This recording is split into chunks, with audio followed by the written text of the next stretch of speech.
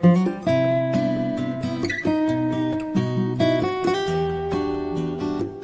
Everyone, welcome to काम classes. I hope you guys are doing well. अभी तक हमने एंसेंट हिस्ट्री में सिंधु घाटी सभ्यता से लेकर मौर्य साम्राज्य तक देखा है, जिसमें हमने सिंधु घाटी सभ्यता में सारी सभ्यताओं के बारे में जाना, वैदिक काल के बारे में जाना। उसके बाद हमने 16 महाजनपद को देखा कि वो किन किन महाजनपदों में विभाजित हुए थे, उनमें कौन कौन से महाजनपद जो थे वो महत्वपूर्ण थे। जिसके बाद हमने मगध साम्राज्य को देखा, फिर मगध पे जिन जिन लोगों ने राज किया उसके बारे में देखा, मौर्य वंश को देखा। उसके पहले हमने गुप्त जैन धर्म और बौद्ध धर्म के बारे में भी देखा। तो आज के वीडियो में हम गुप्त काल के बारे में जानेंगे, गुप्त वंश के बारे में देखेंगे। ठीक, तो आइए शुरू करते हैं गुप्त काल के बारे में। तो जैसा कि हमने पिछले वीडियो में देखा था कि मौर्य वंश जो था वो इतना बड़ा साम्राज्य था, मौर्य साम्राज्य जो था वो इतना बड़ा साम्राज्य था। पर मौर्य साम्राज्य मौर्य काल के ख़त्म होने के बाद जो है वो साम्राज्य जो है विभाजित होने लगा, कुछ छोटे छोटे सामंतों में उसे विभाजित होना पड़ा, जिसके कारण जो कमज़ोर शासक थे वहाँ के, उन पर कुछ विदेशी आक्रमण हुए। ठीक, और इसका जो है वो ये सारे जो साम्राज्य थे वो अलग अलग हो गए, जो मौर्य साम्राज्य में से जुड़े थे। ठीक, फिर कुछ समय बाद कुछ ऐसी प्रतिक्रिया हुई जिसके कारण कुछ साम्राज्य जो थे वो एक साथ हो गए और एक बड़ा साम्राज्य की स्थापना फिर से हुई, जिसे हम गुप्त साम्राज्य कहते हैं। ठीक, देखते हैं गुप्त साम्राज्य के बारे में। तो हमें गुप्त वंश के बारे में पता कैसे चलता है? तो गुप्त वंश के इतिहास को जानने के लिए स्रोतों के रूप में साहित्यिक साक्ष्य हैं, अभिलेख के साक्ष्य हैं और विदेशी यात्रियों के विवरण का सहारा लिया गया है। जिसमें से जो साहित्यिक शास्त्र हैं वो क्या हैं? वो है वायु पुराण और मत्स्य पुराण, जो है साहित्यिक शास्त्र। ठीक, उसके बाद है कालिदास की रचनाएं, जिसमें मुद्रा राक्षस और बौद्ध ग्रंथ जो है इनकी महत्वपूर्ण रचना है, जिससे हमें पता चलता है। उसके बाद आर्य मंजूश्री, मूल कल्प और बस बंधु चरित्र। फिर उसके बाद विदेशी विवरण जो है वो है जो फहयान थे, जो फहयान भारत आए, हेनसांग आए और अलबरूनी, इनके द्वारा हमें पता चलता है कि गुप्त काल का इतिहास क्या था। तो इनके कारण हमें पता चलता है गुप्त काल के इतिहास के बारे में। तो ऐसा माना जाता है कि गुप्त वंश के संस्थापक कुषाण शासकों के सामंत थे। जो कुषाण शासक था इससे पहले उसके सामंत थे गुप्त वंश के संस्थापक। और अधिकतर इतिहासकारों के अनुसार यह वैश्य थे, यानी जो सबसे पहले वैश्य समाज से जिन्होंने भारत पर शासन किया था वो थे गुप्त काल के संस्थापक। गुप्त वंश की स्थापना श्रीगुप्त ने की थी। ये जो थे वैश्य थे और ये सबसे पहले वैश्य शासक थे भारत पर शासन करने वाले। ठीक, आगे देखते हैं तो श्रीगुप्त के बारे में देखते हैं। तो गुप्त वंश का संस्थापक श्रीगुप्त को माना जाता है। इसने 240 ईस्वी में गुप्त वंश की स्थापना की। इन्होंने 240 ईस्वी में गुप्त वंश की स्थापना की थी और 240 से 280 तक इनका शासन काल था। और इसी शासन काल में इन्हें महाराजा की उपाधि धारण की थी। इन्हें महाराजा की उपाधि जो है इसी अपने शासन काल में मिली थी। ठीक, उसके बाद इनके पुत्र जो हैं वो घटोत्कच थे और जो कि गुप्त काल में उनके बाद उनके उत्तराधिकारी बने। ठीक, तो इसने भी महाराजा की उपाधि धारण की। उसके बाद आते हैं चंद्रगुप्त प्रथम। तो चंद्रगुप्त प्रथम गुप्त वंश का प्रथम महत्वपूर्ण राजा माना जाता है। इनको सबसे महत्वपूर्ण राजा माना जाता है चंद्रगुप्त प्रथम को। ठीक, इसने राजाधिराज की उपाधि धारण की। ये दोनों लोग जो थे वो महाराज की उपाधि धारण किए थे और ये महाराजा धीराज की उपाधि धारण की थी चंद्रगुप्त प्रथम ने। चंद्रगुप्त प्रथम का विवाह लिच्छवी वंश की राजकुमारी कुमार देवी से हुआ था। चंद्रगुप्त प्रथम ने 319 ईस्वी में गुप्त संवत की शुरुआत की थी। गुप्त संवत की शुरुआत कब हुई थी? तो गुप्त संवत की शुरुआत जो है वो 319 ईस्वी में हुई थी। आगे देखते हैं समुद्रगुप्त के बारे में देखते हैं। तो ये समुद्रगुप्त जो थे वो कुमार देवी के पुत्र थे। ठीक, और ये अपने आप को लिच्छवी दौहित्र कहते थे। और समुद्रगुप्त की जो नीतियाँ थी वो आक्रामक और विस्तारवादी थीं। इसने आर्यवर्त के आर्यवर्त उत्तर भारत था उसके 9 राज्यों को जीतकर अपने साम्राज्य में मिला लिया था, जबकि दक्षिणवर्त यानी जो दक्षिण भारत था उसके 12 राज्यों को पराजित कर दिया था। इन्हीं विजयों के कारण इसे भारत का नेपोलियन भी कहा जाता है। ठीक, समुद्रगुप्त के दरबारी कवि हरिशेर थे। हरिशेर जो थे वो समुद्रगुप्त के दरबारी कवि थे, जिन्होंने इलाहाबाद प्रशस्ति की रचना की थी। इलाहाबाद प्रशस्ति की रचना हरिशेर ने की थी, जो कि समुद्रगुप्त के दरबारी कवि थे। समुद्रगुप्त संगीत प्रेमी था। ऐसा अनुमान लगाया जाता है कि उसके शासन के दौरान चलाए गए सिक्के पर वीणा बजाते हुए चित्र को अंकित किया गया है, जैसा कि आप इस चित्र में देख सकते हैं। ठीक, कि इसमें जो है वीणा बजाते हुए चित्र को अंकित किया गया है। आगे देखते हैं। उसके बाद आया रामगुप्त का शासनकाल। रामगुप्त जो थे वो समुद्रगुप्त के बाद अगले शासक बने, परंतु ये अयोग्य शासक थे। इनका शासनकाल कम समय तक चला। उसके बाद आया चंद्रगुप्त द्वितीय का शासनकाल। इसने मालवा गुजरात के शक शासकों को पराजित किया और शक विजय के उपलक्ष्य में विक्रमादित्य की उपाधि धारण की। ये जो है शक शासकों को हराने के कारण ही चंद्रगुप्त द्वितीय को विक्रमादित्य की उपाधि मिली थी। ठीक, यह गुप्त साम्राज्य का पहला शासक था जिसने चांदी के सिक्के चलवाए। चांदी के सिक्के किसके शासनकाल में चालू हुए? तो चंद्रगुप्त द्वितीय के शासनकाल में चांदी के सिक्के चालू हुए।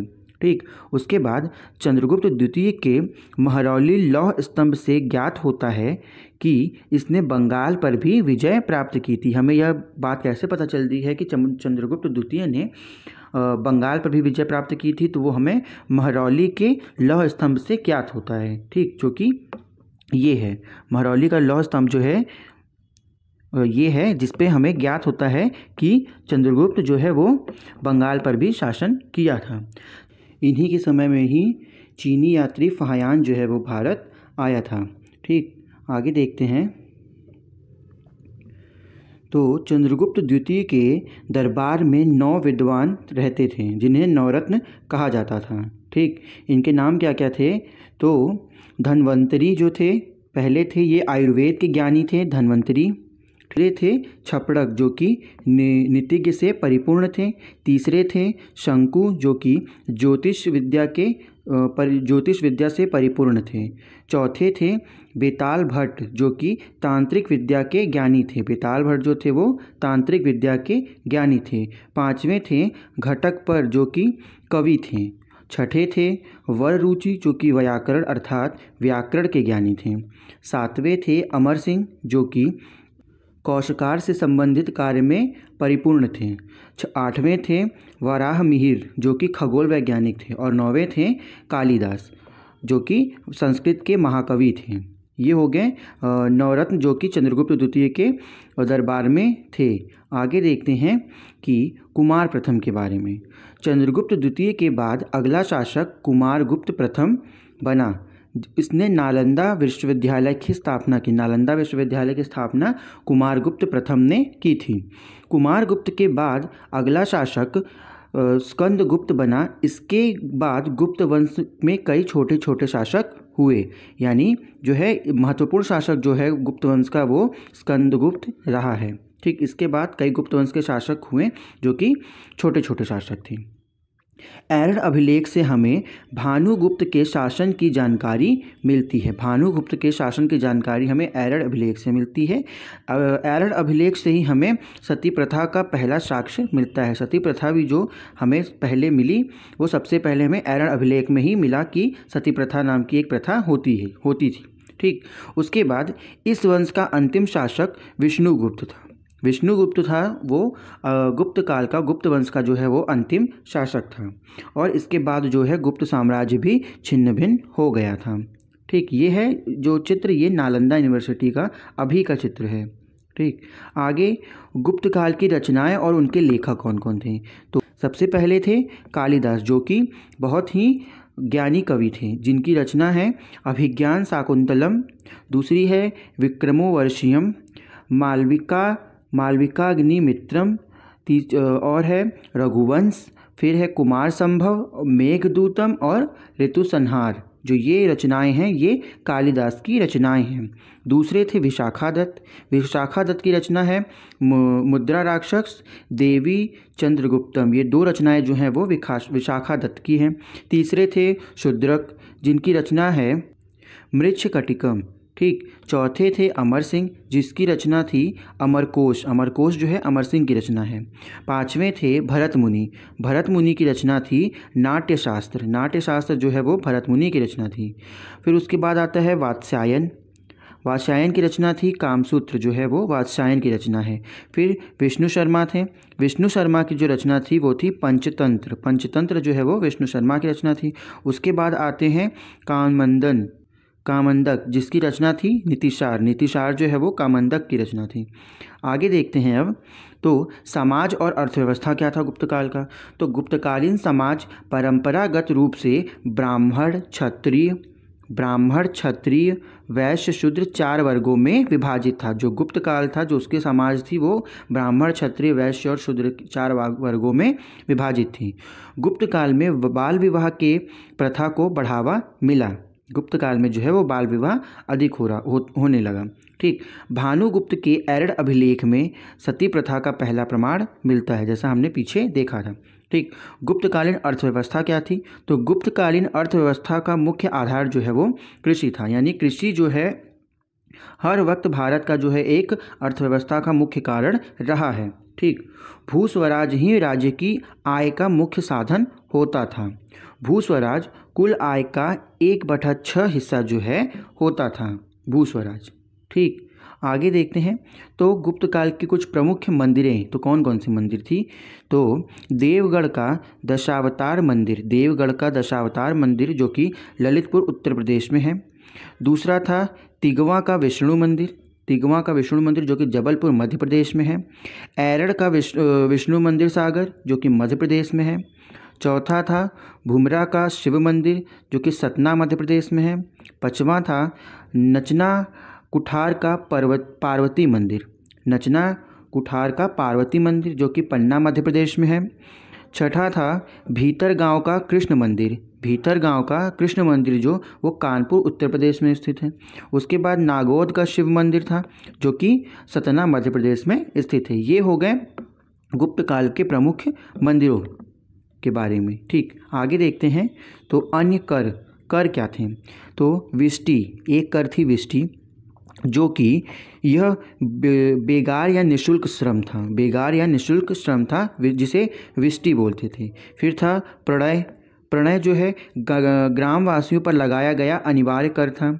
उसके बाद आता है बलि, यानी गुप्त काल में धार्मिक कर था वायु और पानी के देवता की। ठीक, जिसे बलि कर बोला जाता था। उसके बाद आता है चारासन, जो कि चारागाहों पर शुल्क था।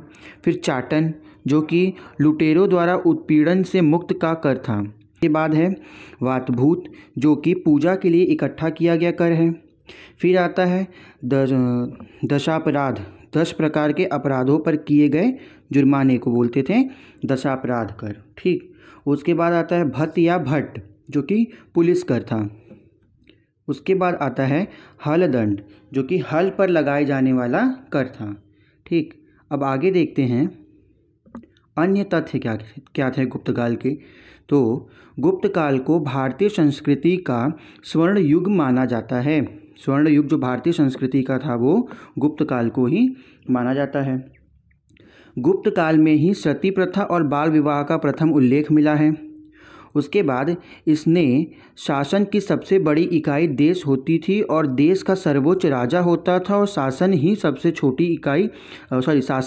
छोटी इकाई गांव थी, जो कि ग्रामीण के अधीन होती थी। ठीक, ये बात भी गुप्त काल में ही आई।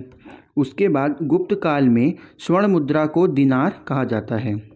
जो स्वर्ण मुद्राएं होती थी उन्हें दिनार कहा जाता था गुप्त काल में। तो ये हो गया गुप्त काल के बारे में पूरा विस्तार से। ठीक, अब हम कुछ क्वेश्चंस देख लेते हैं। तो आइए देखते हैं। पहला क्वेश्चन है, गुप्त वंश का संस्थापक कौन था। ऑप्शन है इसके, ऑप्शन ए है घटोत्कच गुप्त, चंद्रगुप्त, सी ऑप्शन है श्रीगुप्त, और डी है इनमें से कोई नहीं। तो गुप्त वंश का जो संस्थापक था वो था श्रीगुप्त। ऑप्शन सी है वो राइट आंसर है। ठीक, नेक्स्ट देखते हैं। इतिहासकार वी.ए. स्मिथ ने किसकी विजयों से प्रभावित होकर उसे भारत का नेपोलियन कहकर पुकारा था? किसे?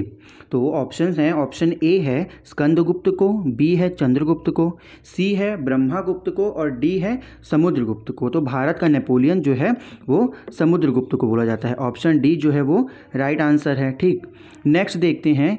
तो भारतीय संस्कृति का स्वर्ण युग था, भारतीय संस्कृति का स्वर्ण युग क्या था?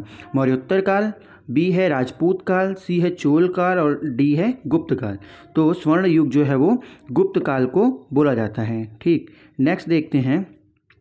एरड़ अभिलेख का संबंध किस शासक से है? ऑप्शन हैं इसके, ऑप्शन ए है ब्रह्मगुप्त, बी है चंद्रगुप्त वन प्रथम जो थे, फिर सी है चंद्रगुप्त द्वितीय, फिर डी है भानुगुप्त। तो एरड़ अभिलेख का तो इसका राइट आंसर जो है ऑप्शन डी है। जो भानुगुप्त थे उन्हें ही उनका जो संबंध है वो एरड़ अभिलेख से पता चलता है। ठीक, नेक्स्ट देखते हैं।